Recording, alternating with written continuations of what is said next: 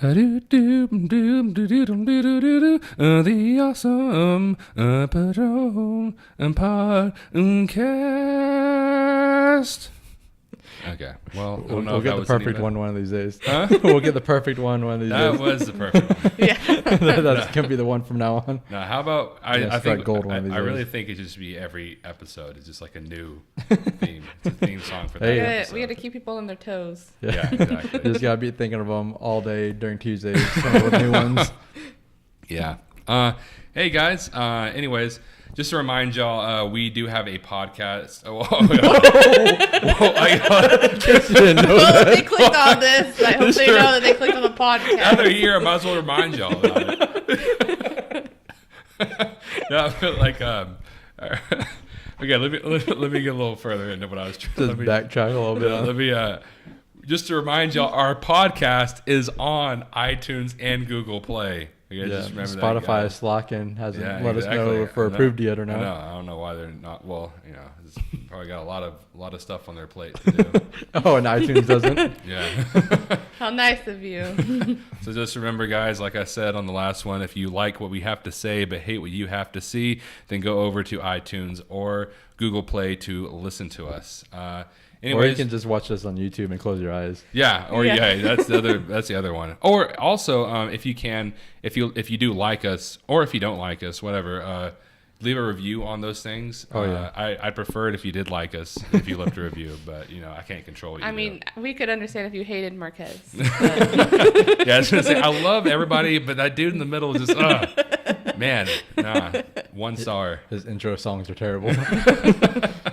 Anyways, guys, we have so much to talk about today. It's an insane amount of stuff to talk about. Hopefully we don't go too much over an hour. Yeah, so we are going to talk about for a little bit, which is something that happened. It's a little late, actually. I was wanting to talk about in the last one, but we talked about so much, and so I do want to talk about Mark Hamill being Chucky in the new Child's Play remake. Yeah.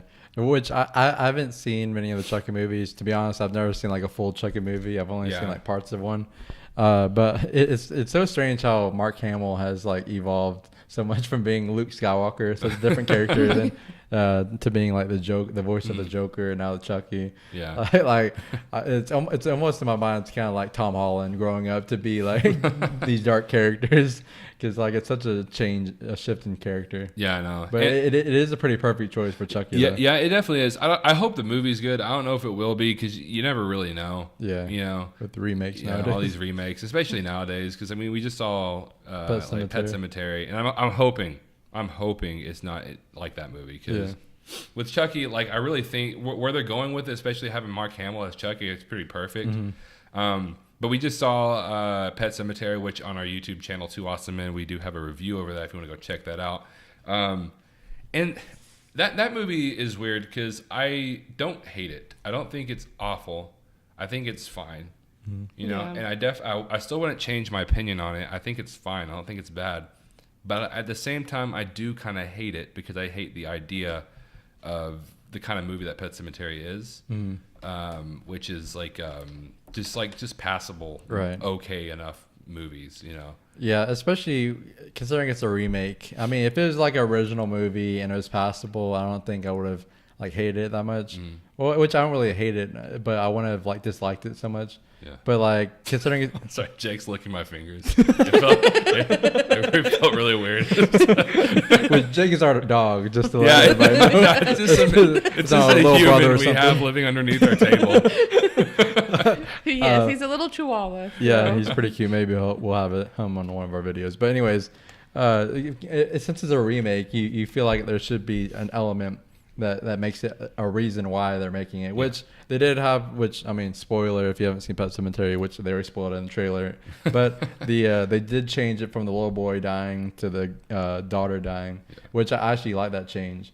But other than that, it didn't really feel like anything new or fresh. I just feel like the first one, there was creepy things, and I feel like for back in the day, they couldn't do them because they didn't have the CGI. Mm-hmm. So this movie, they could have used a lot of the creepy elements, like her sister was so creepy in the original one. And in this one, I mean, she was still creepy, but they didn't use her to what they could have. Yeah, which in the original, it wasn't her sister, the Zelda or whatever. It wasn't played by a man. Yeah. Just to put like a little off-putting factor to it. Yeah, because like in one of the trailers, they show her sister crawling, and I thought that was going to be in the movie, and it wasn't. That was so stupid. I freaking hate things crawling in horror movies. It's like one of the things I hate the most in horror movies. Yeah, but I was ready for so much. Yeah, no. Not like hate like in a bad way. Yeah. It's just one of the creepiest parts about horror movies. Like if something's crawling in a horror movie, that's easily the scariest part of the movie for me. They're even scarier than jump scares to me, to be honest. Yeah, well, jump scares are terrible. Yeah. Well, because I mean, honestly, well, I don't know if I've said this before in here. I said on the video on our Two Awesome Men show, Two Awesome Men YouTube channel. Yeah, our YouTube channel. That I don't hate the idea of podcasts. I hate what they've become. Podcasts. What is going on with you? Are you okay today? I don't. Hey, by the way, we have a podcast. If you don't know, Just to remind y'all, I hate it. You hate horror movies. I hate jump scare. I don't hate jump. I don't hate the idea. Yeah. I do not hate the idea of jump scares. I hate what they've become. There you go. Okay. That's what I was trying to get at. There you go, buddy. Because I really think that jump scares, when done right, can be effective and when kept to a minimum, which I actually do kind of like about Pet Sematary. The new one is they do have jump scares, but they're really kept to a minimum, a minimum, and they really are jump scares that are like, okay, that's what actually happened. Yeah. You know, so that's what I do kind of like about it. But overall, it's just like the movie had no flair. Yeah. Nothing to it. It's pretty bland. Yeah, and I like the cinematography was just so bland. It was so Jake, come on. And the cinematography was so bland. There was like nothing to it. It was just like it was almost like they just said, okay, it was like a first time cinematographer. It seemed like it's just like, okay, I just need to put these actors in a shot and get it over with. You know, and cinematography is a huge deal when it comes to horror movies. Cinematography is a huge deal when it comes to movies in general. Yeah. But whenever you're talking about like horror movies, I think you said in the video, it's all about what you have in the shot, what you see in the shot that makes things scary and how you do it. Right. Another thing is color, in which Pet Sematary practically had none of it. Almost, it's just so gray. Because. In Babadook, right, which has great cinematography, nothing could be going on, but you're creeped out because of what they're showing in the shot at that point. And that movie dealt with really dark themes like depression and everything. And it was still not as like bland as Pet Sematary was. Yeah, it is pretty innovative. Like, and you brought up the Babadook, which is on Netflix, and remind me of another show on Netflix, or a show on Netflix, The Haunting of Hill House. They do a great shot of having all the ghosts in the background. Yeah, and just it was just something new and creative that you haven't seen in horror movies, and that's what Pet Sematary didn't have, was something new. Yeah, and it's honest. Oh, sorry. I was gonna say it's honest that right there where they have all the ghosts in the background. That's honestly something that I've wanted in a horror movie for like a long time. It's something I thought of like it would be really cool is if in a horror movie they had little like ghosts and stuff like that in the background. Yeah, I was thinking maybe more towards like you could see them. It's gonna be cool, pretty cool. Right. But like whenever it came to Haunting a Hill House, it was really cool how like you almost couldn't see them. You had to kind of look for them. It was really cool. Exactly. Yeah, that's one of the things I love the most about that show. I also loved how in that show it was only when they were in the house that the ghosts were in the background, because the house is haunted, so there's gonna be ghosts in the house, but they don't really ever mention it. They don't even it's not even a thing. They don't even say anything. The characters don't even look at them, and they'll be like right in front of the characters' faces, and the character doesn't even address them. Right.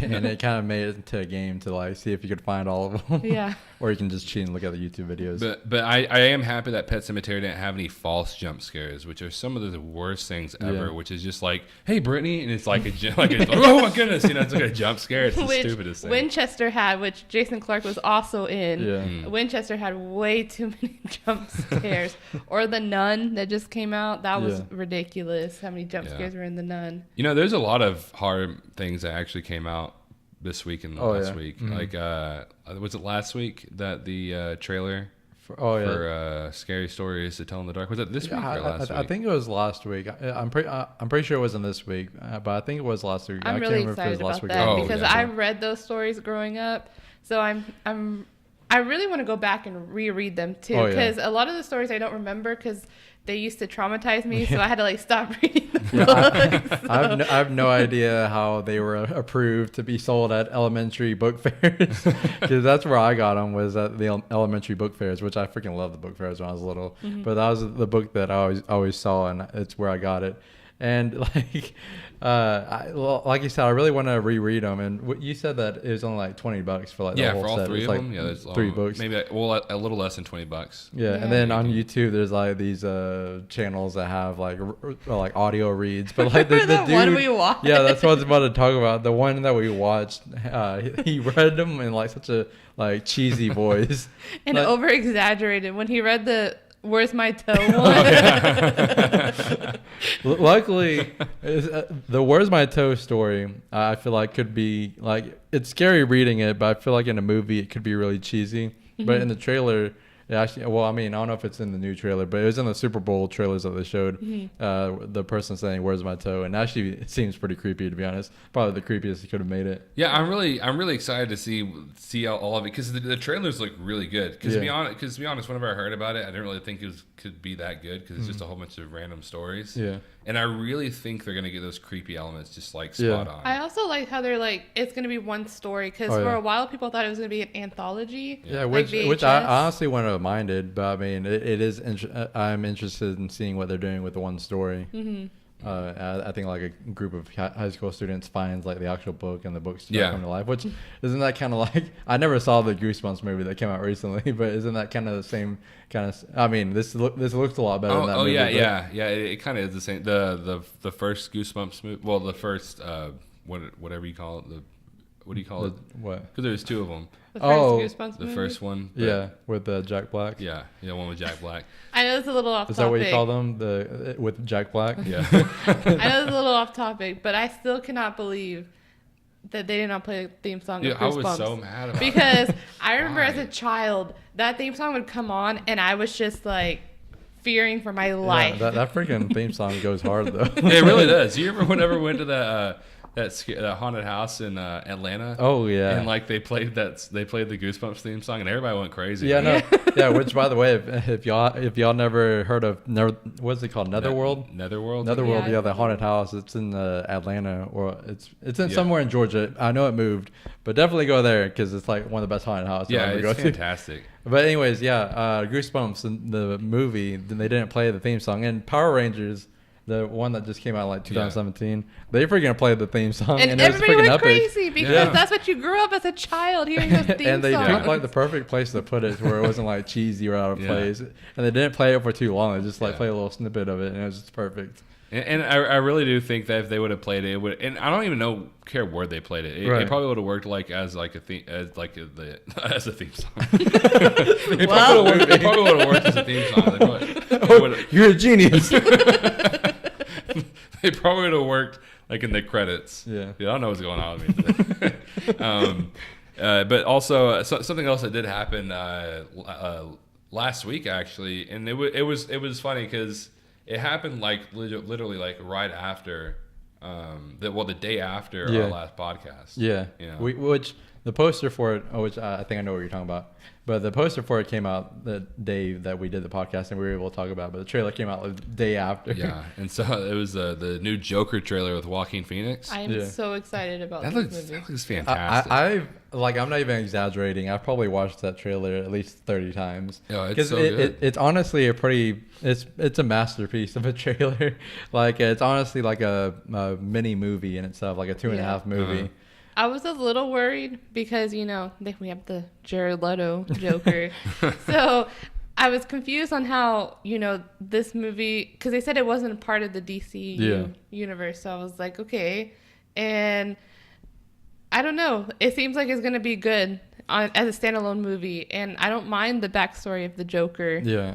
Which, speaking of Jared Leto, sorry to change subject, but Did y'all know that Joaquin Phoenix is only 3 years younger than Jared Leto? Oh. Well, I mean, not only, but I thought Joaquin Phoenix was at least like 10 years older than Jared quite a bit Leto. older. Yeah. But he's 3 years younger than Jared Leto. Jared Leto's 47. Well, he looks which awful in this movie because he lost a lot of weight. Yeah. and Dude, he looks so creepy, man. That's what surprised me. He looks so creepy. Right. At the end, when he's dancing in his underwear, it seems cheesy, like talking about it, but in that scene, it's so creepy. Yeah. And I saw one of the YouTube comment on YouTube on that trailer where somebody was talking about how it's kind of cool, the symbolism that they had in just the trailer. Like at the beginning of the trailer, he's his regular stuff. He's Arthur Fleck before he becomes a Joker, and he's walking up the steps, and it's kind of like the steps are kind of like a symbolism of his sanity. And so like at the beginning, he's walking up the steps. Then like in the middle of the trailer, he's like tumbling down the steps, like somersaulting backwards. And then at the end of the trailer, he's like dancing down the steps, sort of like showing his decline in sanity and into insanity. And it's pretty great. It's just the trailer, just like how they're able to put it together. Like I'm gonna be so upset if the movie isn't as good as that trailer. I know, and I really do think it will be. I can't really imagine it won't be. You know, and I really think it's. And a lot of people are talking. Some people don't like how it looks at all. They're like talking about how it's gonna bomb. They're like, this movie's gonna bomb. You know, it's definitely gonna bomb. Those are probably Jared Leto fans. Yeah, and it looks really good. And I don't know. It's probably those people that say Jared Leto only had 8 minutes of the movie. You can't judge his performance. I don't. that honestly is the stupidest argument to anything, to any act, to that, because it doesn't make any sense. Like, are you not able to act? Look, and here's the funniest thing to me, which is whenever you do bring up, like tell someone who loved the Jared Leto Joker, if you say, hey, I hated the Jared Leto Joker, he was really bad, I hated how he acted, someone who loved it will be like, well, he only had 8 minutes of it. I'm like, well, are you saying then that you didn't like it either? Right, exactly. I mean, you have to make up your mind. Like, yeah, your argument should be that he was good in those 8 minutes, not just, he didn't have that much time. Yeah, I didn't like it either, but, you know. And plus, just a fact to bring up is that, like, Anthony Hopkins in The Silence of the Lambs, he only had, 15 minutes maybe of the movie? I can't remember the exact runtime, but he had like a small fraction of the movie. He won an Oscar for the movie. And he made that character one of the most iconic characters in even film. Darth Vader was only in 14 minutes of New Hope. Right, exactly. And he was, at the time, the greatest villain, one of the greatest villains. Yeah, and I'm gonna say this is horrible, but I have not seen Silence of the Lambs. But I have seen the Anthony Hopkins scene whenever did I do it perfectly? I think I did it pretty good. So 2 times the charm. I have seen that scene, not just that part, but like the entire scene, and it's amazing. I think he actually improv that line. Yeah, too. yeah. I mean, like the story that he tells isn't improv, but that part, the little whatever you just did. I think it was the Chianti and fava beans part. Yeah. And it's fantastic. Mm-hmm. And so you're going to tell me that, like, Anthony Hopkins, I don't know if he actually is a good actor or not in Silence of the Lambs, because all I saw was maybe 2 or 3 minutes of that movie. You know, he did really good, but who really knows how he did, you know? So. And also, an even better argument is I can safely say that Joaquin Phoenix looks like a better actor in the 2.5 minutes of the Joker trailer than Jared Leto did in Suicide Squad. Also, Jared Leto Joker had full scenes in Suicide Squad. Right. And I'm like, okay, well, have you ever heard of like auditions? And auditions is like a minute or so, but they usually can tell if they want you in like 30 seconds. Yeah. And that's how they can tell. 30 seconds is enough to see if someone's a good actor or not. And not only that, like just a scene. So there are people who talk about scenes like legendary scenes in movies. Right. You know, just because of that one scene. Mm-hmm. Whenever I first saw the Heath Ledger Joker, all I saw was that first scene at the beginning of the movie. I could tell right away. You can tell right away from that first scene that he's in, you know, that he's good. Even Jack Nicholson way back. I mean, the movie's a little bit outdated, that Batman, but even Jack Nicholson does amazing right away as the Joker, and you know what type of Joker he's going to play right off the bat. Jared Leto, was awful. Yeah, even, every scene he was in. Even Cameron Monaghan, which I don't even watch Gotham, but the first like scene that he had where he actually showed that he was going to become the Joker, I think it was like some interrogation scene, and like that was like the only scene I had seen of him in that show, and like it was like 10 times better than anything that Jared Leto did in Suicide Squad. And also, I hate that argument. Well, it's a different interpretation. Oh, yeah. There's so many interpretations of the Joker. It doesn't matter. Yeah, just because it's different doesn't mean it's good. Yeah, and usually a lot of those people don't like Heath Ledger either. Some of those people don't like the Heath Ledger Joker, and because he's like a different Joker. And it's, which doesn't make any sense. It completely contradicts with their argument. And then Suicide Squad was the first time we got to see Harley Quinn, live action, and I hated what they did with that relationship. Oh yeah, it was how they just made it a love story, and everybody's now like, oh, I want a relationship like the Joker and Harley Quinn, but they didn't show any of the abuse that he put her through before she became. I mean, it kind of hinted at it a little bit, and they actually filmed scenes, but they cut it for some reason. But the thing is that people also need to realize in the comics, it's not like he did that and then after that he was a fantastic boyfriend, right? You know, he continued like he did that, but then after that he was continuously physically and mentally abusive to her, you know, and that needs to be in the movie. It needs to be in the movie. It's a big part of the character, right? You know. And I know maybe people get mad at it or something like that. But like what do you expect? He's not like a good guy. Exactly. You know, if they made like a movie over Hitler, do you want them to like kind of sugarcoat it because it's a little offensive to people? Like it's gonna like they need to really put it out there that he's not a good guy. Don't romanticize things about him, and that really is my problem. Also, I think when was it? You said it was the day after the trailer that it was whenever Heath Ledger his birthday or his death. Yeah, it's because of time zones in the U.S. It was released the day before Heath Ledger's birthday, but in Australia because of time zones, it was Heath Ledger's birthday, which Heath Ledger was Australian, so it's pretty cool that they did it that way. I don't know if they planned it that way, but it's pretty cool that they did that. And so because of that, I do want to talk about Heath Ledger's Joker. Since we are talking about Joker anyways, talking about several Jokers, and we already did a little bit. He's awful, doesn't matter. Now, and I do want to talk about, because he literally, and I'm not going to say like he's the best Joker, and I honestly I can understand why people do say he's the best Joker. To me, it's all like between obviously Hamill, Nicholson, who, like, if we're being honest, Nicholson was just Jack Nicholson in that movie, but he was still good. And then Heath Ledger were so far the three best. Right. Which, they didn't have great competition, but yeah. And I hate. I think I hate when people talk bad. Like Heath Ledger was trash as a Joker. Yeah, and some people make the argument, if he didn't die, then nobody would talk about him as much as they do. No, if he was still alive, he was still one of the best Jokers. His interpretation was so great in what he did, and it was a real life Joker like that would exist in society right now. I will say that I do agree that I don't think he would have won the Oscar, but it's not because he wasn't good enough. Yeah. He definitely deserved it. Yeah, he definitely deserved it. But I think if he wouldn't have died, the Oscar, because for some reason the Academies until this year completely ignore superhero movies, even if there's great stuff in there. Yeah, people also say that The Dark Knight wouldn't have been known if it wasn't for the death of Heath Ledger. And I'm like, no, if you watch that movie, if you actually watch it, it's a good movie.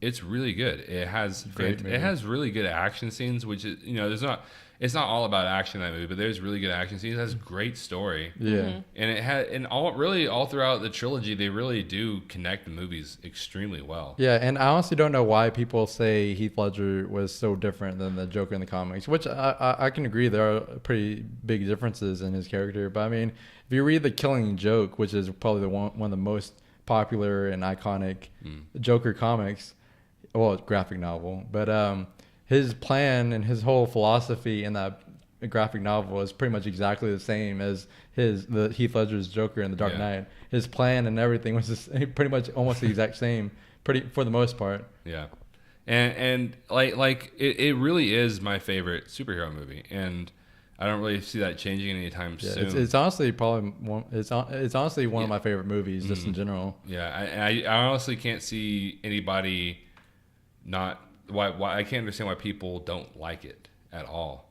It really and not only did it really keep the idea that big idea of Batman not killing, but it like just implemented it so well with the Joker. Like you could just feel how much Batman wanted to kill the Joker in that movie. It's fantastic. I mean, when I feel like you should have seen the movie, but spoiler alert: when Rachel dies, you know, he's almost brought to that point. Like I need to kill him, but he doesn't. And you know, they did it with the Daredevil. You know, that struggle of should I kill because this person deserves to die. Joker in that movie deserved to die. He was gonna kill a whole bunch of people. He'd already killed people, and he was about to kill more people.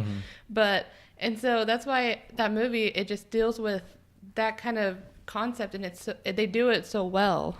You know, also stupid. A lot of people talk about how they're like, well, what the Joker did was extremely unbelievable. His plan could never have happened. Because a lot of times they'll bring up the point. They'll say, well, and there's that scene whenever that guy the guy has like the cell phone in his stomach, and he gets brought to the jail, the same jail that the Joker gets run into, and they're like, there's no way that the Joker could have planned it to where it happened upon getting in the same jail as a guy that That's literally his plan. But not only was his plan, but he also got Rachel.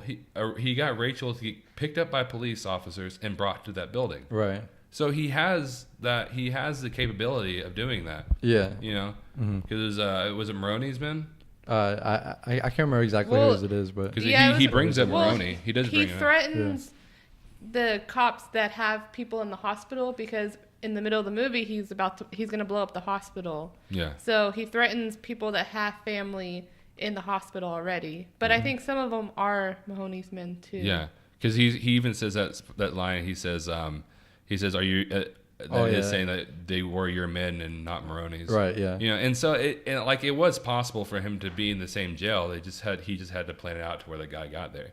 Another really big trailer I'm extremely excited about, hopefully it'll get released soon, is the one for It Chapter 2. It was just released at CinemaCon, so a lot of people over there got to see it. And that's one that I'm so excited about. Yeah, no, that's the difference between a movie like a remake like It and a remake like Pet Sematary, because the It remake had its own flair to it. It was its own thing. It was unique.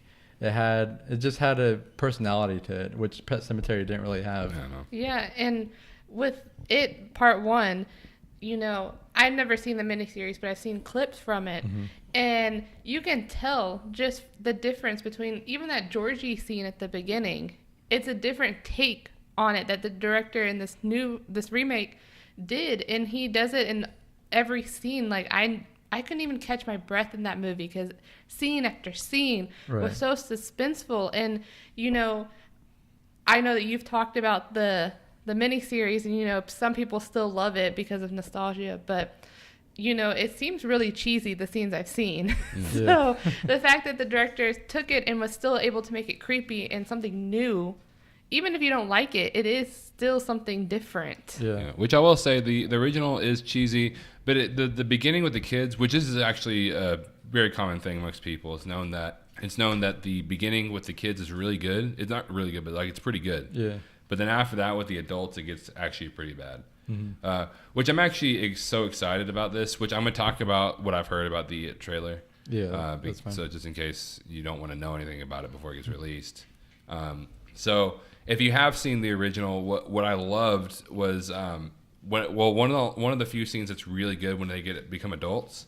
It is a scene whenever like Beverly goes to like her old house with the one she lived with her father to like see what's going on there, you know, and like there's this old woman there, and like she invites her in, and she's like really nice, but all of a sudden she looks down and like she has like a cup of tea with the lady gave her, and it's like blood.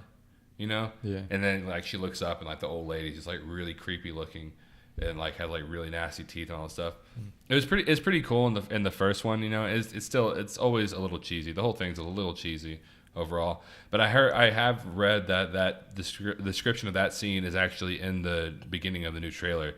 And so that excites me so much because I've also heard that in this one they're going to try to go a lot more for that R rating to make it a lot more gory and scary than the first one, you know, since they're adults. I'm also excited to see Bill Hader because this is his first horror movie. Oh yeah. So he's a great comedy actor. So I'm curious. Most here lately, comedy actors have been great in horror movies. Yeah. So. I'm excited about the whole cast in general, actually, because they cast the grown up selves pretty perfectly, because all of them look almost exactly like the kid actor is grown up. So it's gonna be exciting to see how they all pull it off, especially James McAvoy. I'm excited to see him in it too. Yeah, James McAvoy is like a fantastic actor. I have so much respect for him after Split. That was so beautiful. I wasn't even expecting it either. It was a January horror movie, and it was M. Night Shyamalan, who he had the visit, so he was kind of coming back, but it was kind of still shaky if he was going to make another good movie. And so when we went and saw it, I just remember, we're just going to see another weird movie, but I was blown away by how great it was. And but yeah, man, I'm because the first one I loved it, and like you said a while ago, what's so different about it was it has its own flair. Like it had its own flair, but like the cinematography in that movie really was used to its potential whenever it came to horror. Like the director, the cinematographer really knew how to make a horror film with the cinematography. Yeah. And then also like the colors. There was actual colors in that movie. There was colors. No, there wasn't. Yeah. You can't have color in horror. Oh, you can't have color in horror. Like in Pet Sematary, like I said, it was like a gray. It was like a big gray color. The whole time. Even in happy scenes, it was still gray. Yeah. But in that movie, it's like they knew the colors to use. They use these really nice bright colors, you know? But then they also were able to mix in like these dark colors with the horror scenes, but it never really felt like it was switching. Like it never really felt like they're switching movies or anything like that with the colors. It felt like the same thing, but it just the way they did it was just perfect. And and that's really that right there. Like it to me. Well, there's a lot of movies that are really good with cinematography that really know how to use cinematography and colors to the potential when it comes to horror movies. And they also balance comedy and horror too, which is hard because when it's something that's suspenseful, you have to time that comedy just right, or you're taken out of the moment. But they did it so, and it's kids. The comedy is normal kids in that situation. What they would say if they were in that intense situation. Yeah. And not only did it fit, it worked, man. That movie was like hilarious whenever it needed to be. I loved all the kids. Like they all had their moments, and it was hilarious. Yeah, and just a fun fact that I want to bring up, the director of the It remake, which he's directed both parts, Andy Muschietti, I think that's how you pronounce his name, but he made a movie called Mama. Yeah, I think I saw it. Which, to be honest, the woman from the painting in the first It movie, it was actually the style was actually modeled kind of like the creature from Mama. Yeah. But what I want to say, was the two directors of the Pet Sematary remake that came out recently. They're gonna be directing Mama 2. Oh, really? Which should be interesting. I didn't even know they're making Mama 2. Also, Mama had Jessica Chastain in it as well. Oh yeah, that's right. Yeah. So. I liked Mama. I just didn't like the ending. Oh, the ending was horrible. I hated the ending. I honestly don't really remember much. It was so the two girls were raised in the woods, and the little one was like she couldn't even talk yet, and so. They find Mama's actual baby and so she's about to go over the cliff, and the little girl goes, "Mama," and the mama ghost figure turns around and like takes that little girl with her, and they like jump off the cliff, and that's how the movie ends. But now we're talking about it. We have to talk about what's his name? The guy who plays Eddie. Oh, not Jason Clarke. Jack Dylan Grazer. They look so much alike. Yeah, the kid who plays Eddie and Jason Clarke. They should have gone Jason Clarke to play future Eddie in it too. No, Jack Dylan Grazer. Yeah. So he played in Shazam, which I finally saw today. I finally saw Shazam. You're way late, even though technically it just came out this past Friday. But me and Brittany saw it almost 3 weeks ago. Well, I mean, not only was I way late, I was late after the release date, which isn't really normal for me, especially with comic book movies. But I really couldn't. But I finally saw. Oh my goodness, again, dude, something wrong with that. I finally saw Shazam today. And I really liked it. Yeah, I gotta tell you guys, I really liked it. Yeah. What did you like the most about it? What did I like the most about it? I interview you about Shazam. Well, now that you asked me, Zach, I really You know how they like interview like the actors, it's like we're interviewing him. So you know what my favorite thing about the whole movie was just really the story of the kid, you know, which I guess it's the whole point of the movie, but right, yeah. like his family life. I love the family aspect of this movie. Same. That family aspect was like spot on. Yeah, I freaking love everybody, all the kids at the foster home that he was at. And I freaking love just the whole story of him trying to find his mom. It really pulled some emotional heartstrings throughout the movie. But I also kind of, even though the villain was probably the weakest part of the movie, I kind of liked how they had family as kind of like the dynamic between Billy Batson and the villain, Mark Strong's character, Dr. Savannah. Yeah. How family is so important to both of their motivation, pretty much. I like how they did that scene when Dr. Savannah is trying to get his powers and he takes him down there and Shazam is trying to like relate to him. Oh, yeah. Because he can relate to him, you know. Dr. Savannah had a bad childhood and Billy Batson was raised in the foster home. So he's trying to relate to him to you know, show him that he understands why he's doing what he's doing. Right. Yeah. And I will say, if I had to say my main issues with it, was the villain could have been done a lot better. I felt like there's so many kids who went through that. Because in the movie it shows that a lot of kids went to that lair or whatever. And it's just weird to me that he was the only one who just held on to it and just obsessed with it to the point of just doing that. Like he was the only one. And that really wasn't my huge issue with it. And my really big issue, which what you pretty much brought up, was that once he kills his brother and his dad, he pretty much becomes really uninteresting. Yeah, which me and Brittany brought it up in our review on our Two Awesome Men channel. Like he was pretty interesting for like the first half of the movie. I'm not gonna say he was like the most interesting villain in the movie, but like he was decently interesting until, like you said, he killed his dad and brother, and pretty much that was like most of his motivation. And like after that, there's really nothing to his character that much, except for being a villain to Shazam, which isn't like I can't knock the movie that much because the movie was more about Billy Batson than the villain. So like it's not that major of a deal, but it was still a pretty big issue that I had with it. And like he's not in it too often. Like he's gone for a huge chunk of the movie. But one thing I love about this movie is you almost get distracted by everything, just about how well written this movie is. The comedy is really good. I love the comedy in this movie. Zachary Levi does so good playing a 15-year-old boy. We didn't emphasize it enough in our review how great Zachary Levi was as Shazam. He's pretty perfect he's casting. Fantastic. He just perfectly resembles a kid that becomes a superhero. And he mimics the actor that plays the 15-year-old boy. He mimics his mannerisms. Mannerisms so well that there were times that I actually thought Zachary Levi and the boy were the same person.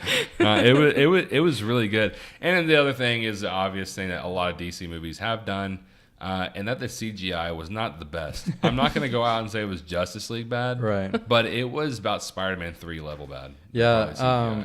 Like especially like when they were flying, pretty much all the flying scenes like weren't the best. But what? Just because you said Sam Raimi, and I was reading the trivia, and Sam Raimi was actually interested in directing Shazam, but obviously he didn't. he actually probably would have been pretty perfect. Yeah, but sorry, you said Sam Raimi's. No, it's all good. Another issue that I had with it, which I know we're talking about a lot about issues, but one thing that I do want to bring up is that the 7 deadly sins that Dr. Savannah had that were pretty much like powering him. I feel like they could have had a lot more fun with those characters, especially considering like they could have played up what each of them were, like shown what their characteristics were, especially since at the end. The climax of the movie is Shazam's like playing on the envy characteristic and trying to get him to come out of Dr. Savannah. And so they could have, like, throughout the movie, they could have shown what each of them were. Just had more fun with that, especially since they were all look the same. That because Black Adam is supposed to be the villain in the next one. Yeah. So I don't know if they're because he's the one that actually breaks out the 7 deadly sins. Oh yeah. So I don't know if they're saving it for that, but I mean, I feel like this is our first movie. Because they did it here and there in this one, but they could have done it a lot more. I feel like. Yeah. One detail I did really love about this movie. It's a small detail, but it's something that I loved. Yeah.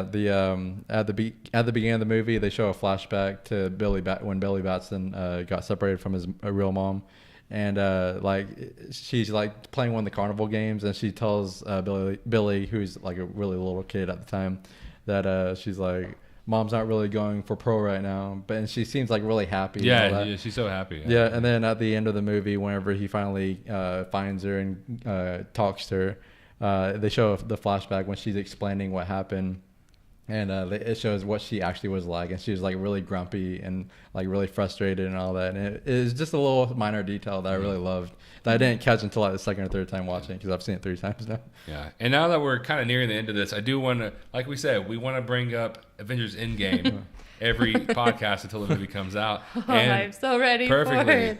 They released a clip. I think was it yesterday or the day before or something like that. They really, actually, I don't know. I know I watched it like yesterday. Was it yesterday it was released? I think. It was yesterday that it was released. They released a clip of that scene. You know, the scene whenever like Captain Marvel and Thor are staring at each other, and then Captain Marvel catches his she doesn't catch Stormbreaker. He's like, I like her. I like this one or something like that. They showed that whole scene. And it looks really good. I'm really excited about that. And one thing that I hate though is that there's a lot of crybabies all over the internet that want to say so many bad things about Captain Marvel. I feel like anytime they show Captain Marvel, they have to say something bad. Because their little tiny minds can't separate the actress from the actual character of the movie. And I don't know if I hate Brie Larson. I haven't really looked enough into her to know what I think about Brie Larson. Yeah. But you really need to separate those two things if you want to talk about stuff. Especially otherwise, because she hasn't done anything like completely awful. Yeah. Like, you know, like some of the actors right now that are being exposed, like Bill Cosby, Kevin Spacey, like so. Cardi B. And Cardi B, who should have some backlash but hasn't. But that's a different story. But what were you saying? Sorry. No, I was just saying like Brie Larson hasn't done something that bad yet. So, I mean, she might have said some things, and, you know, she is a big feminist, and she's a social justice warrior, but I haven't really heard anything horrible that she said. Which there are some things where it's like, okay, I can understand why you don't love her, because she did do 2 things I understand kind of why you got mad at her, but overall, it's like... There's one thing that a lot of people, right before Captain Marvel came out, that a lot of people were getting mad at, was that she said in one interview for Captain Marvel that how she feels like in movie like press conferences and all that she feels like there should be more diversity. That a lot of times most of what she sees is white men, and she feels like there should be more diversity. Yeah. And then like all these media pages were like blowing it up, saying Brie Larson doesn't want any more white male reporters, and like that's what a lot of what they're doing. Is that all she said? Like because I literally thought that she literally said she's like, I want no white male to report to review my movie. No, and like that's good. That's what I was seeing places. Yeah, no, but they do that all the time. Even there was in an interview she was asked, "Would you want to lead an all-female Avengers?" And she's gonna answer the question. And, you know, I don't know how she said it, but she gave a decent answer to a question like that. Right. And people are blowing it up. She wants an all-female Avengers cast. Exactly. The other day, I was looking at comment section. Well, this is a big thing that people really got mad at, and I just want to bring up this comment that I saw on Facebook the other day. And someone's like, "Why?" They're like, "This stupid lady requested that there's a lesbian relationship between her and what's her name? Valkyrie." I'm like, requested? No. What are you talking? All she did was share. What was it? A fan art. And said she Twitter. liked it. Exactly. And like I've been saying that a lot on a lot of news pages. I've been saying Brie Larson wants a LGBT relationship in the MCU. It's like. I mean, she might want Yeah, it. even I mean, if she like if she wants it there, fine. But like, what are you going so? She didn't like request. She's like, I will no longer do a movie until I have a lesbian relationship with Valkyrie. Exactly. You know, but like even if she does want it, like whatever, fine. Like let her want what she wants. Who cares? I mean, she's gonna still make the movies. She's gonna still enjoy it. Yeah. And what were you gonna say? Well, I was just gonna say in this clip, I was gonna bring it up. They were talking about how she was too cocky. Yeah. Because I think it's War Machine that says, or somebody says, what's going to be different this time? And she's like, you have me. Right. And he goes, and then right after he says, well, where have you been? And she was like, there's many planets in the universe. Unfortunately, they don't have y'all, or they don't have you guys, or whatever she says. Right. And it's like, so yeah, she was confident, but then she also complimented them saying, these other planets don't have y'all, so we got this. Also, it's not wrong. Right. They didn't have her. Yeah, no, yeah, and also like what I don't get is like Iron Man and Star-Lord and like Thor, they were all pretty cocky before they faced Thanos. Yeah. I mean, obviously now Thanos has all the stones, but I mean, that doesn't mean that she's not going to be still confident in herself that she's going to be able, she's not going to be like, oh yeah, we're not going to beat him. Yeah, y'all have me, but we're not going to beat him. We have no chance. We shouldn't even try. Yeah. She's still going to be confident because she hasn't faced Thanos yet, like face to face. I think you read some really good comment the other day that someone said about, what was it? Someone's like, a lot of people got mad at her because she was so bland and didn't really act like she cared in Captain America, and now they're getting mad at her because she seems like she's too confident. Yeah, she should finally. Well, I mean, she showed a personality in her movie, but now she's really showing a lot of personality, and people are getting mad when they were getting mad at her for not showing personality before. But I will say that I do feel like they should, like towards the beginning of the movie, have like Thanos like swat her, like beat her pretty easily, just to like lower, like check her. Yeah. But I feel like they shouldn't overdo it. What did you say? Did you say Thanos water? What? No, they should have Thanos swat her. they should have just like a fly swatter. Thanos water. Thanos size, yeah. No, just to lower everybody to the same like expectations of what Thanos is, but at the same time, that's gonna be frustrating because I know like all the fragile men in the audience are gonna be applauding that moment if it happens. Yeah. But I do feel like they should. Probably not should, but it would be nice if that happens. Towards the end of the movie. I definitely don't think she should automatically beat him. Yeah, definitely. Yeah, I really don't want her to be the sole purpose. But I think that the two people that need to have a huge role in beating Thanos should be Iron Man and Captain Marvel. Yeah, Captain Marvel because they're making a big deal about her coming into the movie, so and Thor, to be honest. Yeah, so they're making a big deal about it, so she should be one of the people who help beat him, like a big role. Also, Iron Man needs him to have something to do with it because they let him live in Infinity War. Yeah, exactly. And like they literally risked everything. They lost everything just because so Iron Man could live. So obviously he has to do it. So the main ones for me are Iron Man and Captain Marvel, and then Thor too. Yeah, because Thor's been through so much, and he is honestly, if not Captain Marvel, he is the most powerful Avenger right now, and he's earned it through all these movies. Yeah, I really wish that they didn't kill off Star-Lord. So he could kind of redeem himself in this movie. Yeah, I've been wanting to make a video about that because like it really would have made this movie a lot better if he would be able to redeem himself. Yeah. Not even if he like landed the final blow or something, but did something to redeem himself so that when he came back, people don't still hate him so much. Yeah, so I just think people need to calm down. And also would have been made for a pretty great scene with like Iron Man almost beat him to death at the beginning of this movie. I just really think that people need to calm down on Brie Larson. Like she or at least calm down on Captain Marvel. Jeez, like if you don't want to calm down on Brie Larson, whatever, live your life. But like, I mean, not really, because you need to calm down in general on her. But like Captain Marvel is a character, and I don't really know what you're trying to get so mad at. Some men are like going crazy saying that the movie was male bashing, and it wasn't whatsoever. Which, by the way, I do want to bring up when we saw Shazam today. We noticed something that there was a man washing dishes. Hey, Matt McGloin. Your beloved DC movie had a male washing dishes in Shazam. Okay? Exactly. Jack Dylan Grazer's character was washing dishes. And there was no woman helping him do the dishes. He was doing it by himself. That poor man. How dare this movie not like men and want to bash men? But anyways, did you know that it physically hurts men to wash dishes? It physically hurts. Yeah, only females should be washing dishes. Anyways, another thing in that clip that they showed, and I didn't even realize it until I was reading the comments. If you watch the actual video that Marvel released, at 50 seconds, turn up the volume, and there's somebody whispering, "I have telepathy." Yeah. And a lot of people they're thinking, is it Captain Marvel or is it the Ancient One in that scene saying that? Yeah, that would be pretty interesting. Yeah, I've seen a lot of people say, I don't hear anything at the moment. It's like, okay, this can't be another one of those Laurel Yanny things, because it's pretty clear that it's there. Yeah, I mean, you might have to listen a few times. I didn't hear it the first time. Well, it's because I didn't really know what I was listening for. Yeah, you're like, I didn't hear anything. I was like, all I heard was yeah, that's all. but then whenever you told me what it was, like I heard it pretty clearly. And so man, that movie when that movie's coming out like 2 or 3 weeks now. Yeah, April 26th. I'm scared, dude. I'm so scared. I don't know what's gonna happen.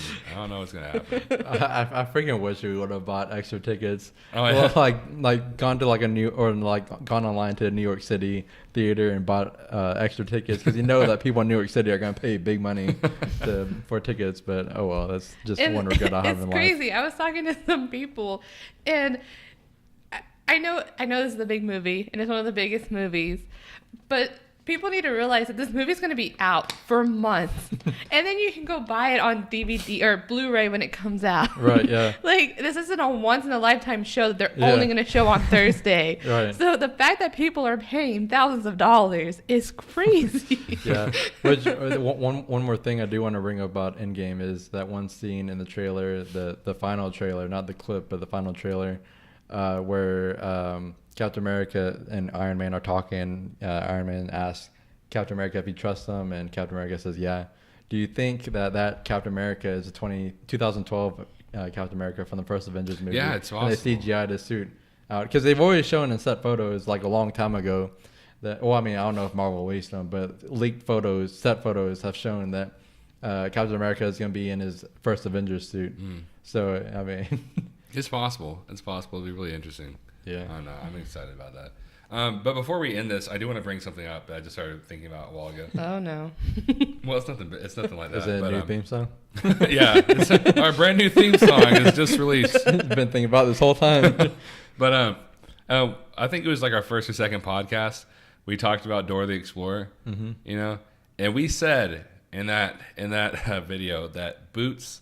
We felt like Boots was voiceless. We felt like he didn't have a voice. I don't know if I told you who's voicing Boots? No. Oh. Yeah. You ready for this? Oh, no. Boots is being voiced by Danny Trejo.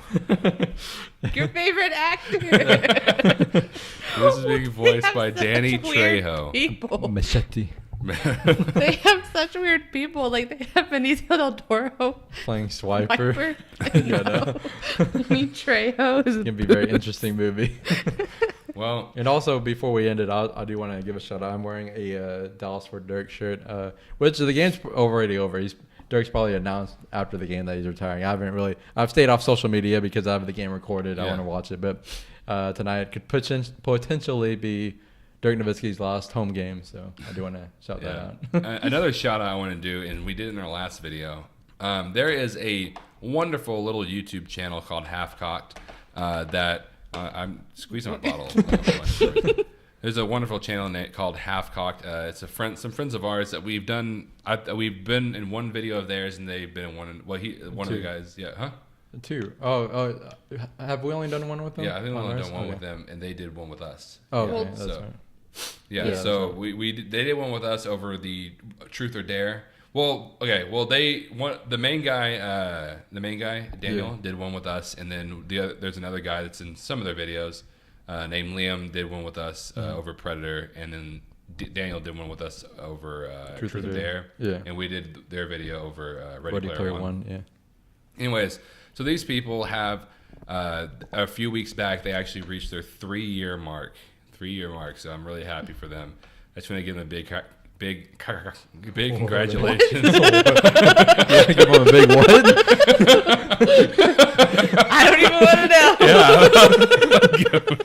Shut up. Better prepare yourself. Stupid, dude. Yeah.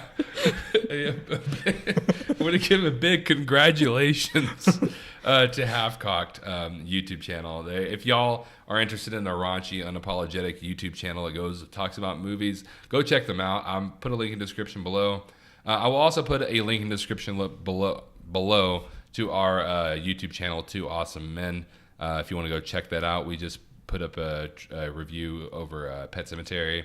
And by Friday, we will either have a trailer up, most likely over Hellboy. But I know you want to see Little. I don't want to. By the way, Big. There's two movies like that they remade like really randomly, which is what women want and Big. Yeah. You know, and they just switched them. What men want. Yeah. And Little. So it's weird. Oh, and also The Missing Link comes out this week too. Oh yeah. Yeah. Most likely it'll be Hellboy, but who knows? We'll figure that out. So if y'all want to go on our channel, check out our Pet Sematary review, and then maybe go up there this Friday, check out whatever review we have up. That'd be cool. Anyways, guys, I think that's all we have to talk about. Y'all want to say anything else? I think that's about it. All right, guys. Well, go ahead and come over to us next week on. Come over here and say hi to us on Wednesday. Come to our house. Don't come to our house. You can give them our address. Yeah. Here's our address. You want to say hi, or you can just go on YouTube and look us up and say hi to the video, whichever one you want to do.